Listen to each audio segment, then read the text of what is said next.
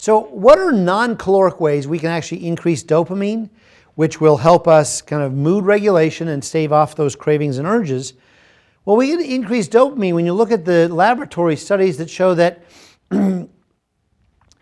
when you have, in these studies, they bring in people and they have them kind of think about a familiar, non-gratifying activity in the future. They're told, I want you to imagine that later on tonight you are brushing your teeth. I want you to think about going to the bathroom later on this afternoon, what have you. Lo and behold, there's not a whole lot of dopamine neurons that are firing. But if you have these same people about 20, 30 minutes later, I want you to think of something that's pleasant. You're going to go on the golf course, or you're going to have a sweet treat for dessert tonight, or you're going to be watching a movie that you've seen before, but it's hilarious, and you look forward to seeing that tonight. Dopamine neurons fire a little more robustly. But the time the dopamine is actually most activated is when we ask these people to anticipate an event in the future that they have rarely, if ever, experienced. Now, how do we translate this data? It's anticipation, not, if you will, recollection of good memories that increases dopamine and helps you fend off cravings and urges.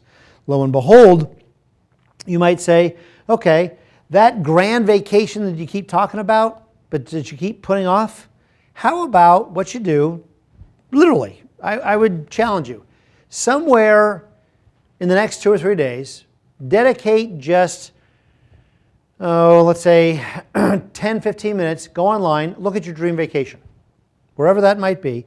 Those 10 or 15 minutes, the evidence suggests, will increase your dopamine. Another thing to do is maybe in the next few weeks, go to your payroll department and have your automatic deposit withdraw, I don't know, $50 each pay period, and have it immediately directed to your travel savings account. Every time you think of that account going up, dopamine rises, right? And you're taking action. And maybe the other thing you do is, how about just in the next month, put on your calendar for like 2 hours, research your dream vacation. See how much money this is actually going to take. Maybe you need 12 vacation days, and right now you realize I only got 2. So when can you realistically take this vacation? Maybe it's not for another 2.5 years. That's okay. It just got specific. Hugely important. If you have a specific goal with the time at which you're expecting it to happen, and you're taking action, there's money being dumped into that travel savings account, those kinds of things, you're finding out more, no, I don't want to train. I should actually kind of rent a car in between those cities and so forth. Then you're also taking action. Those kinds of things are going to help with dopamine, not only mood regulation, but also reducing stress-related eating or binge eating. What's another way, proven way, to increase dopamine? Keep a gratitude journal. This was like just less than a decade ago, this was a quaint idea, and now it's evidence-based practice. People who, on a daily basis, usually right before they go to bed, just write down 3 things in a notebook of 3 things that you're grateful for today. They can be really small things. You're just glad you didn't get into a traffic accident today.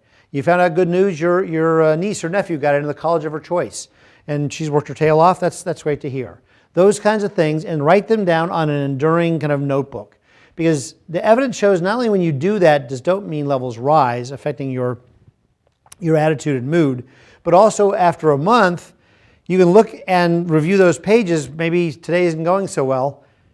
You remind yourself for 5 or 10 minutes, what are the things to be grateful for? That doesn't change the stressor at all. But what it does is actually it helps balance those bad days with memories of good.